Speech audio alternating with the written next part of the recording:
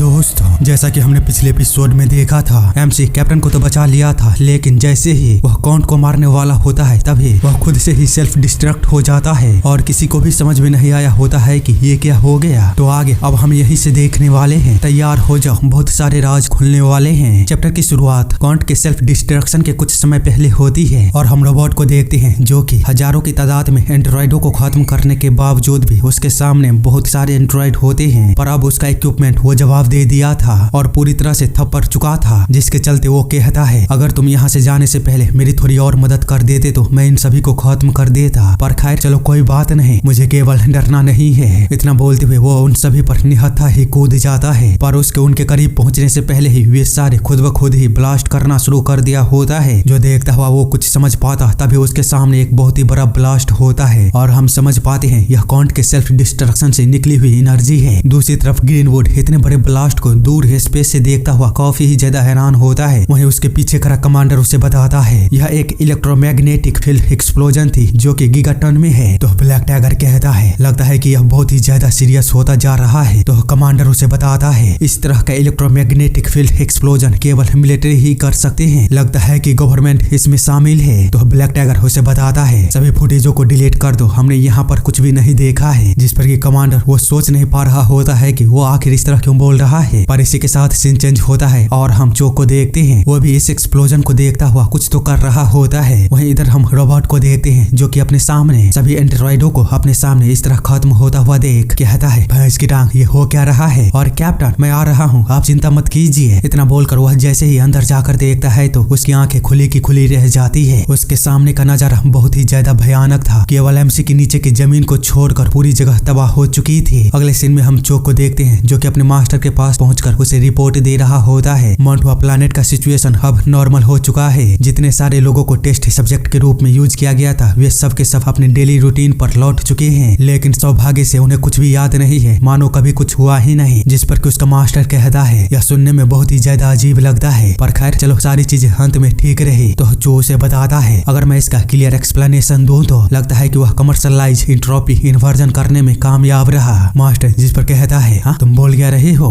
थोड़ा सा आसान शब्दों में समझाओ, हर कोई तुम्हारे जैसा टैलेंटेड नहीं होता है। तो जो उसे बताता है एंट्रोपी इन्वर्जन एक ऐसी टेक्निक है जो समय को वापस पीछे कर सकता है, पर मल्टीवर्स के बनने के जोखिम के कारण यह बैंड है। हालांकि उसने केवल इस टेक्निक को पूरा ही नहीं किया, वह इतने सारे सब्जेक्ट को भी एक साथ यूज करने में कामयाब रहा। इसके अलावा उन्होंने इस तरह के और भी कई सारे अननोन फॉरबिडन टेक्निक को बनाया है, जैसे कि एक तरफा टेलीपोर्टेशन। इसीलिए अगर सच कहूँ तो वह अपने रेपुटेशन से भी ग्रेट है। जिस पर कि मास्टर उसे बताता है अगर उसके पास इतना भयानक टैलेंट नहीं होता तो आखिरकार कैसे गवर्नमेंट उसका साथ देता। पर उन लालची लोगों को पता नहीं है आग से खेलने पर वह खुद को भी जला सकता है। लेकिन खैर मुझे बताओ क्या वह मर चुका है। जो बताता है मुझे यकीन नहीं है। जो सुन मास्टर कहता है क्या इसका मतलब अगर तुम्हें यकीन नहीं है तो वह अभी तक जिंदा है, इसीलिए सुनिश्चित करो कि यह प्रॉपर तरीके से खत्म हो और साथ ही उस पर्सन से भी छुटकारा पाओ जो हमारे सेक्ट के मार्शल आर्ट को यूज करता है। जिस पर जो वहाँ से जाते हुए कहता है ठीक है मैं समझ गया। कुछ समय बाद हम उसे स्पेस में देखते हैं कहीं पर जाते हुए। दूसरी तरफ हम मोंटुआ प्लैनेट को देखते हैं जहाँ पर कि हेड एमसी से बोल रहा था मैंने अपनी डॉटर से सुना है यहाँ पर क्या हुआ था, इसीलिए मुझे समझ नहीं आ रहा है कि मेरी बेटी को बचाने के लिए मैं तुम्हारा कैसे शुक्रिया करूं। जिस पर कि एमसी उससे कहता है यह कोई बड़ी बात नहीं है, इन सभी घटनाओं के पीछे बहुत सारे बड़े बड़े लोग हैं जिसके बारे में मुझे एक छोटे बच्चे से पता चला था। तो हेड उसे बताता है ओह तो ऐसी बात है, लेकिन चिंता करने की कोई आवश्यकता नहीं है, वे सीधे तौर पर यहाँ पर अटैक नहीं कर सकते। जो सुन एमसी उससे कहता है तो तुम अपनी आंखें बंद करने वाले हो। उसे इस तरह शांत होकर बात करता हुआ देख हेड वो काफी ही ज्यादा हैरान होता है। साथ ही वो अपने मन में सोच रहा होता है आखिर यह बंदा है कौन और तब से यह इतना शांत होकर मेरे सामने इस तरह बात कैसे कर सकता है, इसकी आइडेंटिटी है क्या। ये सब वो अपने मन में हैरानी के साथ सोच रहा होता है। पर एमसी के सामने बिल्कुल ही नॉर्मल होकर उससे कहता है मुझे अपने लोगों की परवाह है, भले ही इसके लिए मेरे प्राइड को ही छोड़ना क्यों ना पड़े। पर रुको, मेरे सामने इस तरह बात करते हुए तुम घबरा क्यों नहीं रहे हो। जिस लेवल पर मैं पहुंच गया हूँ वहाँ हर कोई मुझसे डरता है, लेकिन तुम्हारा बिहेवियर वो तो मुझे बिल्कुल ही नॉर्मल लगता है। तो एमसी उसे बताता है तुम इसके बारे में ज्यादा मत सोचो, मैं हमेशा से ही दुनिया को अपने नीचे देखता आया हूँ। जो सुन हेड अपने मन में कहता है दुनिया को अपने नीचे देखना, क्या इसका मतलब वह खुद को सुप्रीम मानता है। इतना सोचने के बाद वह एमसी से कहता है क्या मैं तुमसे पूछ सकता हूँ तुम असलियत में हो कौन। जिस पर के एमसी वहाँ से जाते हुए उसे बताता है अब आगे तुम अपनी आंखें बंद करके ही जीने वाले हो, तो बेहतर होगा कि उन्हें बंद ही रखना, नहीं तो उन्हें खोलने से बहुत ही बड़ी दिक्कत हो सकती है। हेड जो कि सुन कुछ भी नहीं बोल पाता, वही एमसी आगे उससे कहता है, वैसे मैं कुछ पूछना चाहता था क्योंकि मुझे इस दुनिया के बारे में कुछ ज्यादा पता नहीं है, इसीलिए क्या तुम बता सकते हो कि ऐसी कोई टेक्निक है जो कि कटे हुए अंगों को पुनः जोड़ सकता है। दूसरी तरफ हम छोटी बच्ची को देखते हैं जो कि उन दोनों के कमरे के बाहर इंतजार कर रहे थे। वहीं इधर हम कैप्टन के शिप को देखते हैं जहाँ की कैप्टन अभी भी बेहोश होती है और एक ट्यूब में बंद थी, जबकि सुंजा उसे अच्छी तरह से एनालाइज करने के बाद उसे वहीं पर छोड़ बाहर आ जाता है, जहाँ पर कि उसके सामने खड़ा रोबोट उससे पूछता है आखिर वो कैप्टन वो कैसी है। तो सुंजा उसे बताता है उसकी सिचुएशन बहुत ही ज्यादा सीरियस है, जिस पर कि रोबोट बोलता है लेकिन उसका तो केवल एक हाथ ही कटा है। तो सुंजा उसे समझाता है उसका सारा ब्लड पॉइजन बन चुका है जो कि उसकी खुद बॉडी निकाल रही है, जो कि बहुत ही ज्यादा यूनिक पॉइजन है, इसीलिए उसका कोई भी एंटीडोट नहीं है। मैंने उस पॉइजन को बेअसर करने की यथासंभव कोशिश की, लेकिन फिर भी वह उसके इंटरनल ऑर्गन में फैल रही है। जो सुन रोबोट बहुत ही ज्यादा घबरा चुका होता है और सुंजा पर चिल्लाते हुए कहता है बेवकूफ, तब हम यहाँ पर कर क्या रहे हैं? जल्दी से हमें किसी बड़े हॉस्पिटल में जाना चाहिए, हम यहाँ पर कर क्या रहे हैं? उसे इस तरह देख सुंजा उसे कहता है क्या तुमने मेरी बातों को अच्छी तरह से सुना नहीं? उस पॉइजन का कोई भी एंटीडोट नहीं है, पर फिर भी अगर तुम उसे एक बड़े हॉस्पिटल में ले जाना चाहते हो तो हमें कीना या फिर नेबुला के पास जाना होगा, लेकिन वह तब तक नहीं बच पाएगी। जो सुन रोबोट पूरी तरह से होपलेस हो गया होता है। वहीं सुंजा वहाँ से जाते हुए उसे बताता है हमें उसे अलविदा कहने की तैयारी करनी होगी। कैप्टन चाहती है कि उसके मरने के बाद उसे ढाल से बांधकर अंतरिक्ष में फेंक दिया जाए ताकि वह स्पेस को हमेशा एक्सप्लोर करती रहे। मैं उनके लिए पैसों को इकट्ठा करके हाई क्वालिटी के आर्मर को खरीदूंगा। उसे इतना निराश देख रोबोट वो पूरी तरह से टूट गया होता है, लेकिन सुंजा एक मशीन होने के बावजूद भी इतने दुख में डूब गया होता है कि उसे ठंडा होने के लिए खुद पर पानी डालना पड़ता है। साथ ही उसे समझ नहीं आ रहा होता है कि आगे वो अब क्या करेगा, लेकिन तभी उसे बाहर कुछ महसूस होता है और जब वो अपने सामने देखता है तो उसके सामने एक बहुत ही बड़ा शिप होता है, जिसको देख वह पूरी तरह से शॉक हो गया था। वहीं हम उस शिप के अंदर स्वॉर्ड मेट्रॉन को देखते हैं जो कि बड़े ही खामोशी के साथ कैप्टन के शिप को देख रही थी। दूसरी तरफ हम हेड को देखते हैं, वो भी अपने प्लानेट के ऊपर इतने बड़े शिप को देख बहुत ही ज्यादा हैरान हुआ होता है, या फिर कहूँ वो कुछ सोच रहा होता है। तभी वहाँ पर एक बंदा आकर उसे बताता है सर वह शिप वेस्ट हेवन स्वॉर्ड मेट्रॉन की है, हमने उनसे कई बार कांटेक्ट करने की कोशिश की लेकिन उनका कोई भी जवाब नहीं मिला है। तो हेड उसे बताता है लगता है कि वह मुझसे मिलने के लिए यहाँ पर नहीं आई है, इसीलिए उसे छोड़ दो। जो सुन वह बंदा बड़ी ही मुश्किल से अपने गुस्से को अंदर छुपाते हुए कहता है यह हमारे शक की टेरिटरी है, भले ही वह वेस्ट हेवन स्वॉर्ड मेट्रॉन ही क्यों न हो, पर फिर भी उसका यह एक्ट हमारे सेक्ट के लिए बहुत ही ज्यादा डिसरेस्पेक्टफुल है। तो हेड मुस्कुराते हुए उससे बताता है शांत हो जाओ, मोन्टुआ सेक्ट अभी इस समय खुद को रिस्टोर कर रहा है, इसीलिए हमें इस समय पर किसी भी दूसरे सेक्ट के साथ कॉन्फ्लिक्ट में शामिल नहीं होना चाहिए। जिस पर कि वह बंदा कहता है लेकिन, तो उसके बातों को काटते हुए हेड बताता है धैर्य सबसे शक्तिशाली शक्ति है, इसीलिए सब्र रखो, कम से कम तब तक जब तक कि हम उन्हें प्रॉपर तरीके से जवाब नहीं दे सकते। इतना बोलकर वह बहुत ही ज्यादा गुस्से को अपने अंदर दबाकर वहां से चला जाता है। वही वह बंदा भी हेड की सिचुएशन को समझ लेता है और कुछ भी नहीं बोलता। अगला सीन कुछ समय बाद का होता है। स्वॉर्ड मेट्रॉन कैप्टन को अपने शिप में लेकर सेम एलिना की तरह उसे एक ट्यूब में बंद कर दिया होता है और एमसी को बता रही होती है मेरे पास एक काम था, इसीलिए मैं रिवार्ड मास्टर से मिलने के लिए यहाँ पर आई थी। मुझे उम्मीद नहीं थी कि इस तरह के अनएक्सपेक्टेड हेल्प को मुझे करनी पड़ेगी, पर खैर अगर आप चाहे तो मैं उस लड़की को पूरी तरह से ठीक कर सकती हूँ। जो सुन एमसी वहाँ की टेक्नोलॉजी को देखते हुए बोलता है क्या सच में तुम उसकी कटी हुई हाथों को दोबारा जोड़ सकती हो? तो स्वॉर्ड मेट्रॉन उसे बताती है कटे हुए हाथों को जोड़ना यह तो बहुत ही ज्यादा आसान है, सबसे कठिन काम उसके दिल से निकल रहे जहर को उसके पूरे शरीर में फैलने से रोकना है। एमसी जिस पर की कहता है क्या उसके दिल से जहर निकल रही है, क्या इसका मतलब वह सिचुआन क्लैन से है? स्वॉर्ड मेट्रॉन बताती है ऐसा लगता है कि आपके पास काफी सारी नॉलेज है, क्योंकि दिल के अंदर से लगातार पॉइजन बाहर निकालना यह सिचुआन क्लैन का एक सीक्रेट टेक्निक है जो कि केवल क्लैन के नोबल ही यूज कर सकते हैं। जिस पर एमसी उससे पूछता है क्या तुम इसके बारे में पहले से जानती थी? पर जब वह कुछ भी जवाब नहीं देती है तो एमसी केवल कैप्टन के लिए उससे कहता है ठीक है मैं तुमसे रिक्वेस्ट करता हूँ उस लड़की को ठीक कर दो। स्वॉर्ड मेट्रॉन जो सुन उसकी ओर बड़े ही कोल्ड लुक के साथ देखती है, जिसका कारण आप लोगों को आगे पता चलेगा। बड़े ही इंटरेस्टिंग रीजन है। आगे एमसी उससे कहता है क्योंकि मैंने तुमसे एक रिक्वेस्ट किया है तो तुम अपनी शर्तों को मुझे बता सकती हो, बताओ मुझे तुम क्या चाहती हो? स्वॉर्ड मेट्रॉन जो सुन उसे बताती है मुझे किसी से मिलना है, मैं चाहती हूँ कि आप उसके लिए रास्ते को खोलो। जिस पर एमसी कहता है तुम्हारी बातें किलिंग इंटेंट से भरी हुई है, ऐसा लगता है कि तुम किसी को मारना चाहती हो। क्या यह वही आदमी है जिससे कि मैं पहले मिला था, पर वो तो पहले ही मर चुका है? तो स्वॉर्ड मेट्रॉन बताती है वह अभी भी जिंदा है और बहुत ही ज्यादा गहराई में छुप चुका है। इसी के साथ हम गैलेक्टिक नेबुला, विजिटा यूनियन सिस्टम, मून 108, जू R4H R4H को देखते हैं जहाँ पर कोई बोल रहा होता है, इसीलिए मुझे तुम्हारी हेल्प चाहिए। आगे हम गवर्नमेंट के southern galactic corp military droid disposal site को देखते हैं जहाँ एक अननोन पर्सन एक बड़े से ट्यूब के सामने किसी का इंतजार कर रही थी और जब थोड़ी देर बाद वह ट्यूब खुलता है तो हम देख पाते हैं उसके अंदर कॉन्ट होता है, जिसको कि संभालते हुए वह अननोन पर्सन कहती है कांग्रेचुलेशन दोबारा जिंदा होने के लिए। जो सुन कॉन्ट उसकी ओर देखते हुए बोलता है आखिर तुम हो कौन? तो वह पर्सन उसे बताती है मैं रेचल रेमंड हूँ, कॉन्ट का एक वैसा, आप चिंता मत कीजिए, आप मुझे दोबारा प्यार करने लगेंगे। आगे हम एमसी को दोबारा देखते हैं जिसको कि स्वॉर्ड मेट्रॉन मून 108 जो R4H को दिखाते हुए बता रही थी यह वह जगह है जहाँ पर की गवर्नमेंट अपने सभी कचरों को फेंकता है, वह जरूर यहीं पर छुपा होगा। पर दिक्कत यह है कि यह गवर्नमेंट के अंदर होने के कारण इसे प्लैनेटरी डिफेंस फोर्स देख रहे हैं। तो एमसी उससे पूछता है गवर्नमेंट क्या तुम्हारा मतलब यह एकिन की तरह ही है? स्वॉर्ड मेट्रॉन जिस पर कहती है एकिन यह एक ऐसा शब्द है जो कि हजारों सालों से नहीं सुना गया, आप वास्तव में जानते हैं कि लोगों को क्यूरियस कैसे बनाया जाता है। पर खैर आपने सही कहा, गवर्नमेंट एकिन की तरह ही है, उनका मार्शल आर्ट बिल्कुल ही अलग है। जो सुन एमसी कहता है तो तुम्हारा मतलब है कि वे बहुत करीब नहीं आते लेकिन बहुत दूर भी नहीं रहते हैं, लगता है कि एकिन अभी भी अपनी सत्ता को बनाए रखने की आदत नहीं बदली है। स्वॉर्ड मेट्रॉन जो कि सुनता हुआ उसकी ओर देखते हुए सोचती है वह ऐसा बात कर रहा है जैसे मानो कि वो हजारों साल पहले का हो, मुझे समझ नहीं आ रहा है कि यह पर्सन आखिर है कौन। वही एमसी उसे बता रहा होता है खैर चलो अपने मुद्दे पर वापस आते हैं, बताओ तुम मुझसे क्या करवाना चाहती हो? स्वॉर्ड मेट्रॉन बताती है मैं चाहती हूँ कि आप प्लीज डिफेंस फोर्स के ध्यान को थोड़ा सा भटकाए। अगले सीन में हम एक बंदे को देखते हैं जो कि अपने सामने कुछ देखता हुआ बोल रहा था मुझे अभी रिपोर्ट मिली है, उन्होंने बताया है कि रिसर्च लैब वो पूरी तरह से खत्म हो चुका है और हाँ ये बंदा प्लैनेटरी डिफेंस का मेजर बर्नार्डो होता है। तो उसके पीछे बैठा हुआ कॉन्ट उसे बताता है वह बहुत ही ज्यादा अनएक्सपेक्टेड सिचुएशन था, इसीलिए मुझे सारे सबूत वो मिटाने पड़े। मैंने कभी भी इसकी उम्मीद नहीं की थी, इस प्रोजेक्ट को सीक्रेट बनाए रखना हमारी पहली प्रायोरिटी है। जिस पर कि वह बंदा उसे धमकाते हुए कहता है पर मैं काफी ही ज्यादा क्यूरियस हो रहा हूँ कि आखिर यह तुम्हारा जीव इन्वेस्टरों के सामने भी ऐसे ही चलेगा, क्योंकि मुझे संदेह है अगर उन्हें पता चल गया कि तुमने लैब को खत्म कर दिया है तो उनके गुस्से को शांत करने के लिए तुम्हारा जीवन भी काफी नहीं होगा। जो सुन कॉन्ट उसे बताता है यह प्रोजेक्ट कम्प्लीटली फेल्ड नहीं हुआ है, स्टील सिटी को बनाना यह बस उसका एकमात्र हिस्सा है, हमने ऑलरेडी उस एक्सपेरिमेंट से इनफ डाटा को इकट्ठा कर लिया है, इसीलिए हम कह सकते हैं कम्प्लीटली तो नहीं पर हम सफल रहे, जिसके चलते अब हम आगे आयरन गैंगसी के मेन प्रोजेक्ट पर ध्यान दे सकते हैं। इतना बोलकर वह वहाँ से जाने लगता है तो पीछे से उसे रोकते हुए कमांडर कहता है वैसे वह चीज जो तुम्हारे बगल में है क्या तुम मेरे लिए भी एक बना सकते हो? जो सुन कॉन्ट वह बहुत ही ज्यादा भयानक तरीके से गुस्सा हो गया होता है। वही वह बंदा अपनी बातों को कंटिन्यू करते हुए आगे उससे कहता है अगर नया नहीं तो तुम मुझे उसे कुछ दिनों के लिए उधार भी दे सकते हो।